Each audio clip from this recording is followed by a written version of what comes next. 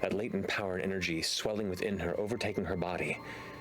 And where once a sandstorm once stood, instead, bursts of red energy and light began to swirl around.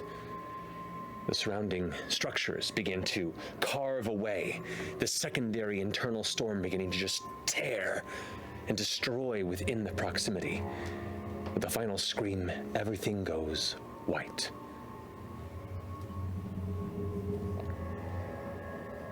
Fresh cut grass. What? But I'm just a little boy. In this pure, endless void of all color, you feel the psychic pulse open a flood of memories. Waking to Dancer's curious smile, enjoying polishing the armor of your other automaton companions, exploring this new world with fresh eyes and protecting your friends, meeting Ashton in the depths of your despair, discovering a new family, and righting wrongs, lifting the spirits of those you admire. Older memories break through. An endless cloudscape rushing past a skyline of pristine lavender spires. A parade through prismatic cobblestone streets, thousands of metallic beings cheering, celebrating. A dark room. A man you fear, of short graying blonde hair, shouting, his mouth making no words. None of this imagery makes sound, it's just visual. But you know there's anger in his heart, the intent, the defiance. A green path of flowers and stone stairs. A kindly older noblewoman greets you. You like her, and your new life away from him. She sits and speaks, silence, but you know the words of confidence and vulnerability that she shares. You grant her perspective and encouragement and understanding. She smiles. She frowns. She is gone. Chetney. Within the endless light, you feel like your very soul is pried open, memories spilling forth, gentler times of wayward romances in your youth. Deanna and her laugh, Frudel and her patience, how you filled each lonely gap with work, fixation, and even the longest of lives can extend rapidly under such pursuits. But within your belly a hunger stirs. An itch hits your skin. An iron smell fills your nose. A howl pierces your ears. You look up to the full, glowing red moon Ruidus above you. From its ruddy light streaks a single beam of pure crimson light that envelops you. You let it wash away the sadness, and you give in to the beast, tearing your skin away as you feel the anxious tingle that you always feel at the zenith of this moon now grow into an uncontrollable impulse to hunt, to kill, to eat, to ruin. It sees you now, and it's found common ground. Ashton, enveloped in shadowless infinity, too bright to blink nor look away, you are a child. You are worried as others rush to finish something you do not understand. You do not hear. Your elven father shouts orders without sound, pointing about excitedly. You look back to your saintly, strong mother, the fear within you growing with the tension in the air, but she touches your shoulder and kisses your head. She points ahead as the many people take their places around the vibrant, glowing gateway. Your mother steps to your father and hands him his vestments. He places leather mask and headdress upon his face, the details curving upward as if reaching for the sparking opening. It begins. Laudna. Here beyond the edge of death, the light envelops you. You remember, soundlessly, the lush forests of the Parchwood surrounding the edges of your family home.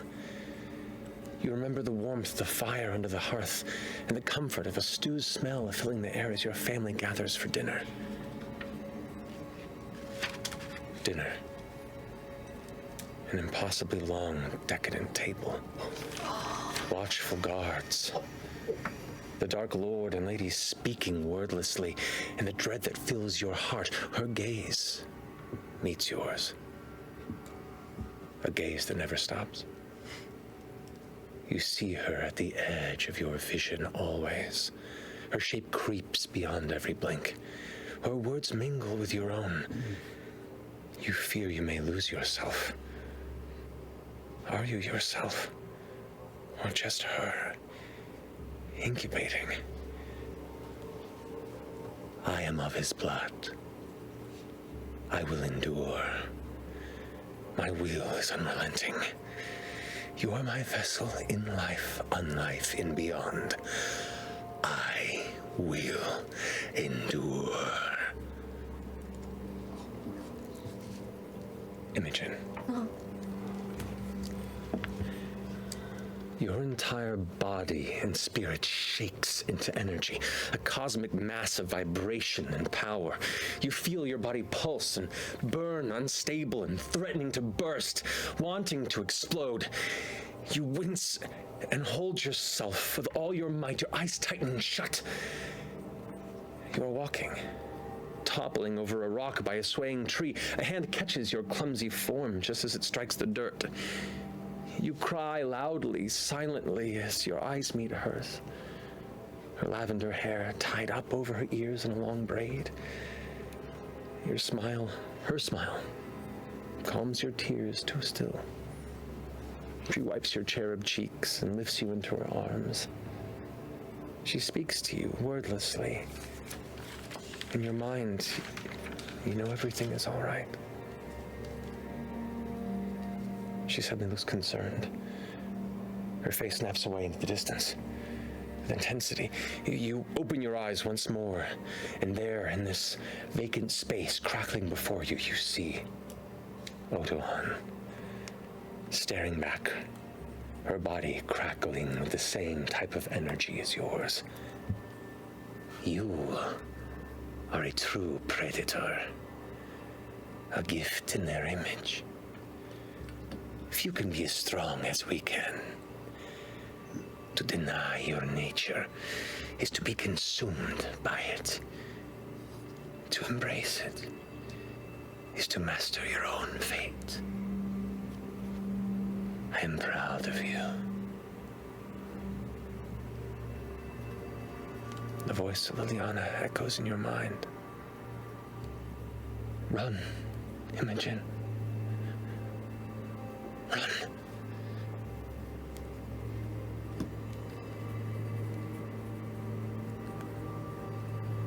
What do you do? Is it too late? I try to back away. You back away, and Otahan just begins to close the gap. I turn my back and take off as fast as I can. You turn around, and she's right there in front of you, smiling. The bell tolls and looms soon enough. Come, create something beautiful with us. And she reaches out. I look up and I try to take off into the air. You look up and she's right there looking down at you. What do you do?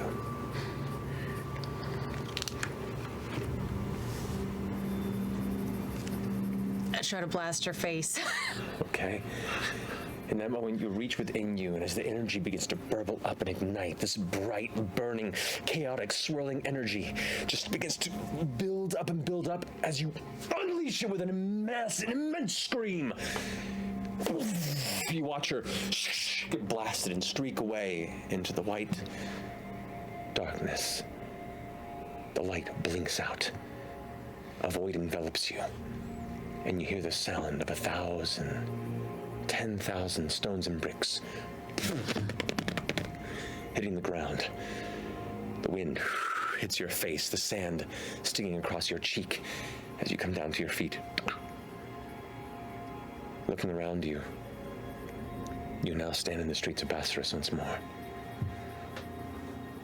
In the vicinity where a number of buildings stood, most of them are gone. Oh my There is a circle of earth pushed away.